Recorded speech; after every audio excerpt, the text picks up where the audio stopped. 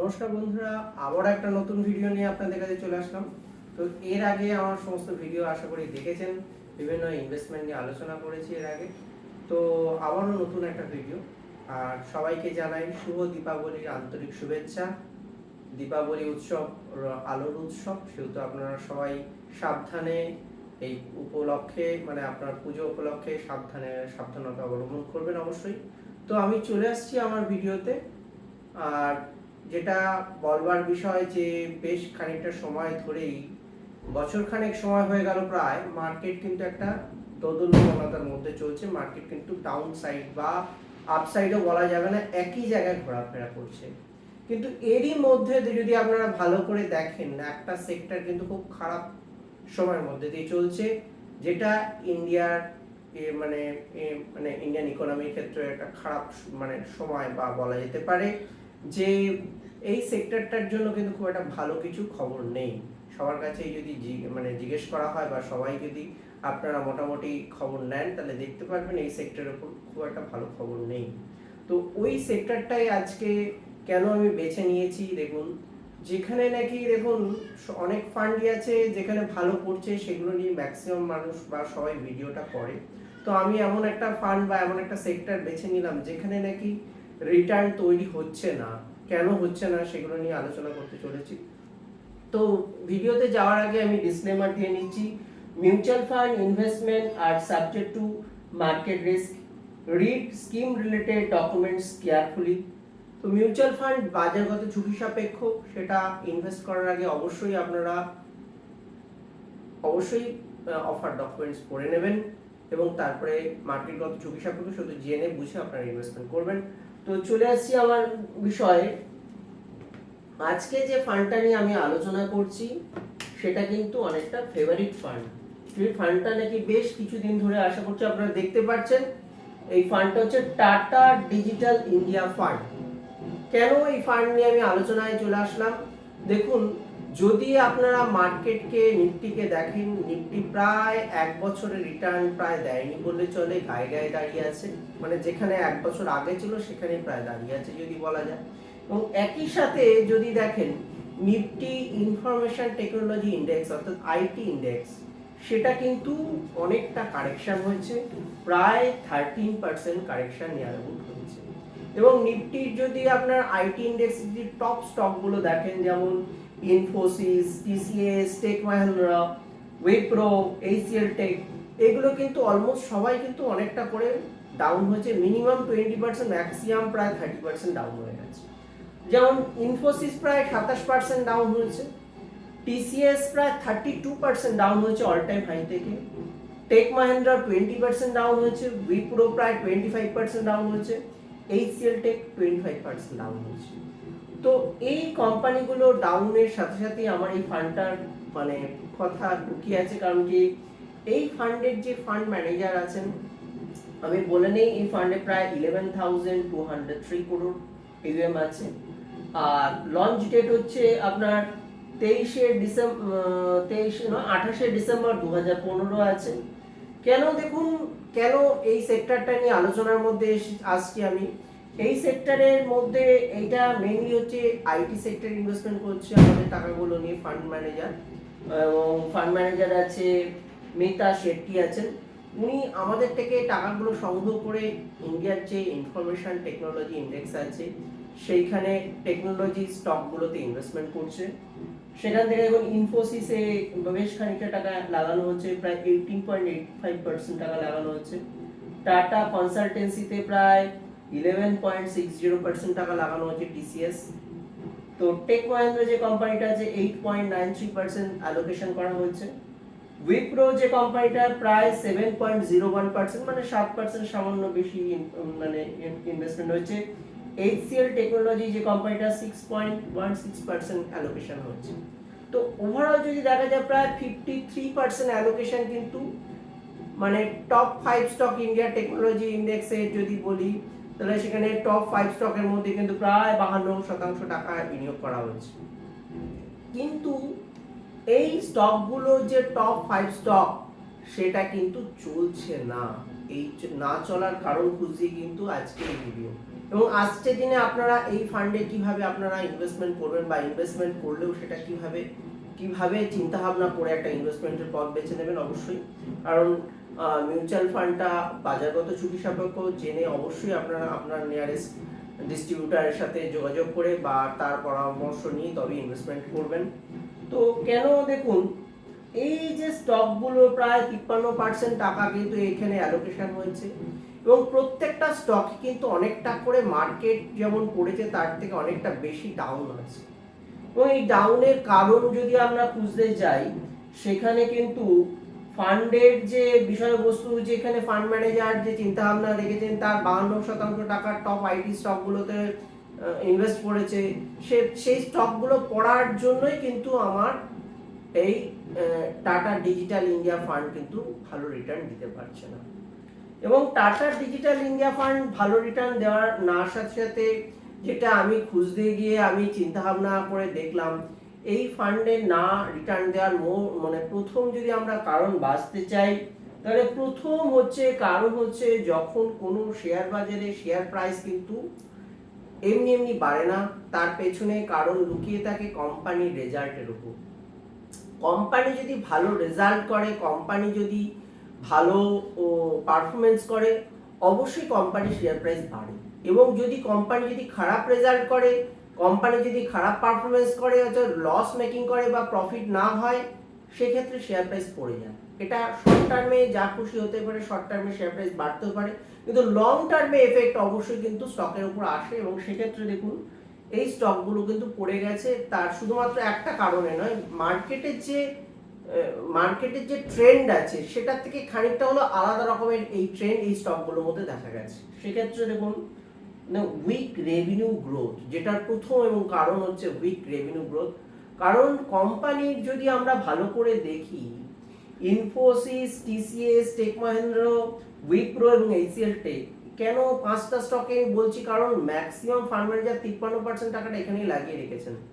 এবং এই ফান্ড না চলার পেছনে কারণ আমি খুঁজতে গিয়ে দেখলাম, এই কোম্পানিগুলোর যে রেভিনিউ গ্রোথ হচ্ছে সেখানে প্রায় দেখুন, ইনফোসিস লাস্ট কোয়ার্টারে সেপ্টেম্বর কোয়ার্টারে রেজাল্ট বেরিয়েছে, জাস্ট ফর সেপ্টেম্বর মাস শেষ হয়েছে এবং অক্টোবর মাস এবং নভেম্বর মাস এই দুটো হচ্ছে রেজাল্টের মাস।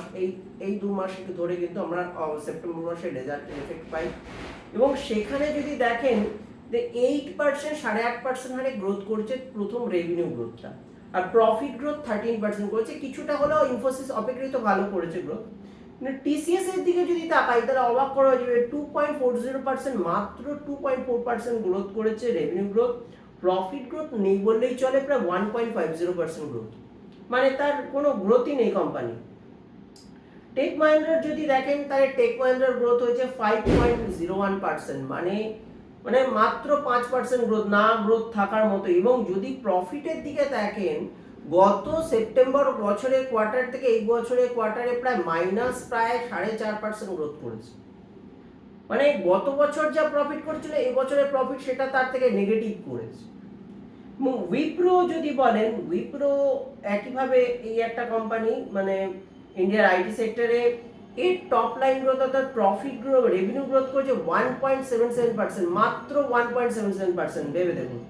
আর প্রফিট গ্রোথ করেছে মাত্র 1%, মানে না গ্রোথ করার মতোই, মানে প্রফিটও নেই, রেভিনিউ নেই।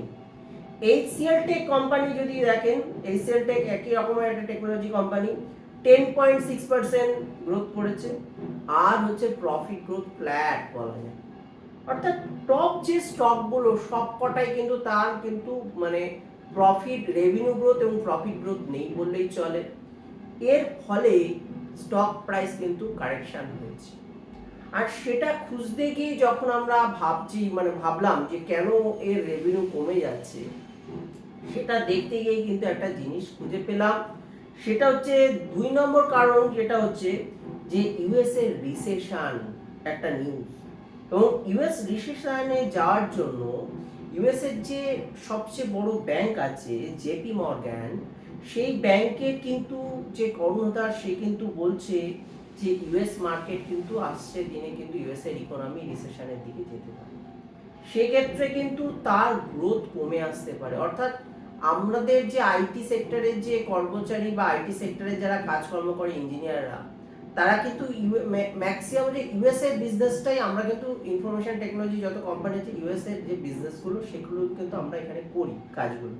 যেমন দেখুন আমরা যদি বলি ইনফোসিস প্রায় 61% রেভিনিউ ইনকাম করছে হচ্ছে ইউএস মার্কেট থেকে। একইভাবে যদি টিসিএস এর কথা দেখি, টিসিএস এরও প্রায় কোম্পানিতে 50% রেভিনিউ আসছে ইউএস মার্কেট থেকে। টেক মাহিন্দ্রা যে ম্যাক্সিমাম পার্ট হচ্ছে ইউএস মার্কেট থেকে আসছে বিজনেস। উইপ্রোরও দেখুন লাস্ট এক বছরের রেভিনিউ গ্রোথ হচ্ছে 1.5%, যেটা খুবই কম। এবং এসিএল টেকের প্রায় 70% রেভিনিউ হচ্ছে ইউএস মার্কেট, নর্থ আমেরিকাতে। ফলে ইউএস যদি খারাপ পরিস্থিতির মধ্যে চলে, সেখানে আমাদের দেশের এই কোম্পানিগুলো তার রেভিনিউ গ্রোথ করা সম্ভব নয়। এবং সেক্ষেত্রে একটা সমস্যা, বড় ধরনের সমস্যা তৈরি হচ্ছে। ইউএস এর অর্থনীতি খারাপ থাকার জন্য, তাদের মানে রিসেশন থাকার জন্য কিন্তু আমাদের দেশের কোম্পানিগুলো খুব একটা গ্রোথ হচ্ছে না। এবং লাস্ট কয়েকটা কোয়ার্টার যদি দেখেন তাহলে সেক্ষেত্রে কিন্তু বড় গ্রোথ আসছে না। এবং 3 নম্বর যে কারণ যেটা দেখতে পারবেন সেটা হচ্ছে, আমি 3 নম্বর কারণ হিসেবে বেছে নিয়েছি প্রথমত মানে 3 নম্বর কারণ এআই টেকনোলজি, আর্টিফিশিয়াল ইন্টেলিজেন্স, এই যে একটা থ্রেট, মানে আমি 3 নম্বর কারণ দিয়েছি যেমন এআই থ্রেট। মানে এআই থ্রেট কেন, দেখুন আমরা যে সমস্ত কাজগুলো আমাদের আইটি সেক্টর কোম্পানিগুলো করছে তার ম্যাক্সিমাম পার্ট আমরা ইউএস এর বিজনেসটা নিয়ে আসছি।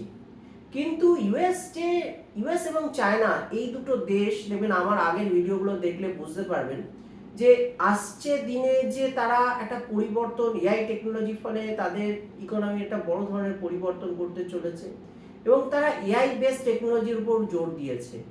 কিন্তু এটা আমরা যেহেতু আমাদের কোম্পানি কিন্তু মানে ইন্ডিয়ার যে সমস্ত কোম্পানি টিসিএস বলুন, ইনফোসিস বলুন, ম্যাক্সিমাম কাজটা কিন্তু ইউএস এর কাজগুলো আমরা করি। এবং আমাদের দেশের ইঞ্জিনিয়াররা যারা নাকি মানে ইনফোসিস টিসিএস এর ম্যাক্সিমাম ইঞ্জিনিয়াররা তারা এই ইউএস বেসের কাজগুলো, আমেরিকা এবং মানে ইউরোপের দেশের কাজগুলো আমরা ম্যাক্সিমাম করি। তার মধ্যে ম্যাক্সিমাম পার্ট হচ্ছে ইউএস এর বিজনেস আছে। ফলে এআই টেকনোলজি আসার ফলে তারা মানে চাকরি ক্ষেত্রে আমাদের মানে মানুষ নির্ভরশীলতা কমে যাচ্ছে। এআই মাধ্যমে একটা টেকনোলজি, তার মাধ্যমে কিন্তু অনেকটা কাজ হয়ে যাবে। ফলে এই যে একটা বড় থ্রেটনিং, এর ফলে কিন্তু জব লস দেখা যাচ্ছে। মানে সারা পৃথিবী জুড়েই এটা ঘটছে, কিন্তু ইন্ডিয়ার ক্ষেত্রে যেহেতু আমরা টেকনোলজিটা সেক্টরের উপর মানে অনেকটাই এই সেক্টরের উপর মানে আইটি সেক্টরের উপর অনেক মানে অনেকেই চাকরি করে, সেক্ষেত্রে কিন্তু জব লসের সম্ভাবনাটা অনেকটা বেড়ে গেছে এই সেক্টরে। এবং চাকরি চলে যাওয়ার একটা ভয় চলে এসেছে মানুষের মধ্যে। কারণ যদি ইউএসএ যদি রিসেশন থাকে সেক্ষেত্রে ইন্ডিয়ার বিজনেসটাও কম দেবে তারা ইন্ডিয়া কোম্পানিগুলোকে। এবং এতে তাদের ক্ষেত্রে কি হচ্ছে, এই কোম্পানিগুলোর লাস্ট কয়েকটা কোয়ার্টার ধরে দেখবেন গ্রোথ কমে গেছে। এবং গ্রোথ কমে গেলে সেখানে কিন্তু শেয়ার প্রাইস কখনো বাড়া সম্ভব নয়। কারণ গ্রোথটা নির্ভর করে সম্পূর্ণ, শেয়ারের প্রাইস নির্ভর করে সম্পূর্ণ তার কোম্পানির প্রফিট এবং লসের। তো এআই এর প্রভাবে প্রচুর জব লস হচ্ছে। আর চতুর্থ কারণ যেটা হয়েছে, দেখুন H1B ভিসা ক্ষেত্রে ফিস বাড়ানো হয়েছে। কারণ ডোনাল্ড ট্রাম্প বাবু যবে থেকেই আমাদের মানে উনি আমেরিকার প্রেসিডেন্ট হয়েছেন তবে থেকেই যেন ইন্ডিয়ার আইটি সেক্টর এবং ইন্ডিয়ার উপর একটা বড় মাপের শুল্ক, প্রায় 50% শুল্ক বসিয়েছে। এবং ইন্ডিয়ার যে আইটি সেক্টরের ক্ষেত্রে একটা খারাপ খবর চলে এসছে, H1B ভিসার যে ফিস সেটা কিন্তু $1,00,000 করে দিয়েছে। ফলে আমাদের দেশে যে সমস্ত সফটওয়্যার ইঞ্জিনিয়াররা ওদের দেশে যাবে তাদের প্রায় $1,00,000 দিয়ে ভিসা করতে হবে। এক্ষেত্রে এই যে চার্জ বেড়ে যাওয়ার জন্য তারা যে আমাদের দেশে কর্মচারীদের নিয়ে তাদের দেশের কাজ করাতো সেটা কিন্তু খানিকটা হলেও কমে যাবে। এবং এই কমে যাওয়ার জন্যই আমাদের এই যে ইনফরমেশন টেকনোলজি সেক্টরটা একটা খারাপ সময়ের মধ্যে চলে এসেছে। এবং এই কারণেই যে ফান্ডটা দেখুন টাটা ডিজিটাল ইন্ডিয়া ফান্ড, এত একটা সুন্দর ফান্ড, কয়েক বছর আগেও কিন্তু আমি এই ফান্ড নিয়ে বলেছিলাম। আমি দেখবেন ফ্র্যাঙ্কলিন ইন্ডিয়া টেকনোলজি ফান্ড নিয়ে ভিডিও করেছিলাম। কারণ এটা আজকে টাটা নিয়ে বলছি কারণ কি, ওভারঅল দেখুন যদি ভালো করে দেখেন বেশ কয়েক মানে মাস আগে, বছর খানেক আগেও দেখবেন ইনভেস্টকো ইন্ডিয়া টেকনোলজি ফান্ড নিয়ে এসছে, Motilal Oswal digital India fund ওই একই টেকনোলজি ফান্ড নিয়ে এসছে। এখানে দেখবেন মানে এনেছে দেখুন সেপ্টেম্বর মাস 2024, আর হচ্ছে আবার নভেম্বর 2024 নিয়েছে মতিলাল, বেশি দিন হয়নি। এটাই আমার বলার বিষয়, বেশি দিন হয়নি। অর্থাৎ কোনো সেক্টরে যখন খারাপ নিউজ থাকে এবং কোনো সেক্টর যখন সত্যি সত্যিভাবে তার বিজনেসটাকে হারায়, তখন কিন্তু আমরা শেয়ার প্রাইসে যদি আমরা ভেবে নেই যে সেখানে ভালো রিটার্ন হবে, তো সেক্ষেত্রে কখনো হতে পারে না। কারণ আপনারা আপনাদের নিজেদের টাকা নিজেরা বুদ্ধি বিবেচনা করে ইনভেস্টমেন্ট করবেন। তবে টাটা ডিজিটাল ইন্ডিয়া ফান্ড প্রায় দেখুন 11,203 crore AUM আছে ফান্ডে, এবং ফান্ডে পপুলারিটি খুব বেশি ছিল বেশ কয়েক বছর আগে। আমি তো বললাম টেকনোলজি ফান্ড, আমি ফ্র্যাঙ্কলিন ইন্ডিয়া টেকনোলজি ফান্ড বলেছিলাম, আমার ভিডিও আছে দেখবেন। 2021 সালে তখন এই Franklin India technology fund 200 crore প্রায় AUM ছিল, কিন্তু বর্তমানে অনেকটা বেড়ে গেছে AUM। কিন্তু আমার একটাই বলার কথা, ওই সময়টা দেখুন আমাদের ইন্ডিয়াতে কিন্তু ডিজিটাল হচ্ছিলাম আমরা অনেক ক্ষেত্রেই, এখনো আমরা হব, কিন্তু এই যে টেকনোলজির প্রভাব, একটা নতুন টেকনোলজির প্রভাব, যার ফলে নাকি আমাদের দেশের যে কোম্পানিগুলো তার বিজনেস কিন্তু হারাচ্ছে, এর ফলে কিন্তু আসছে দিনে এই ধরনের ফান্ডে কিন্তু খুব একটা গ্রোথ হওয়ার সম্ভাবনা কমে আসবে। এটা মনে হচ্ছে, আমার ব্যক্তিগত মতামত, আমার মানে মতামতের উপর মানে ভিত্তি করে আপনারা কখনো ইনভেস্টমেন্ট বেছে নেবেন না। যাই হোক, সবাইকে শুভ দীপাবলির আন্তরিক শুভেচ্ছা আরেকবার জানালাম। ভালো থাকবেন, সুস্থ থাকবেন, এইটুকু বলেই। আর অবশ্যই দেখুন, আমার যে চ্যানেল একটা উদ্দেশ্য নিয়ে করেছি আপনাদের কাছে, যে মানে উদ্দেশ্য বলতে আপনাদের কাছে সঠিক তথ্য পৌঁছে দেওয়া। তো এর জন্য আমি আশা করি অবশ্যই আপনারা, যদি ভিডিও ভালো লাগে অবশ্যই আমার চ্যানেলকে সাবস্ক্রাইব করবেন, এবং চ্যানেলের ভিডিও অনেকেই দেখছেন কিন্তু অনেকেই মানে চ্যানেলকে সাবস্ক্রাইব করছেন না, আমি দেখতে পাচ্ছি। সেটা করবেন না, কারণ নতুন তথ্য আপনাদের এই চ্যানেলের মাধ্যমে দেওয়ার চেষ্টা হবে, এবং আপনাদের টাকাকে বাঁচানোই এটাই আমার কাজ, মানে আপনার টাকাকে প্রোটেক্ট করাই কাজ। সেই জন্য আজকে এরকম একটা খারাপ পরিস্থিতির সময়, যখন নাকি টেকনোলজি ফান্ড নিয়ে খুব একটা কথাবার্তা হচ্ছে না, সেই সময় কিন্তু আমি এই ভিডিওটা করবার চেষ্টা করলাম। ভালো থাকবেন, সুস্থ থাকবেন, এবং আমার ভিডিওকে শেয়ার করবেন, এইটুকুনি বলেই আমি আমার ভিডিও লাইক করবেন ভিডিওতে। ঠিক আছে, এইটুকুনি বলে আমি রাখলাম। নমস্কার।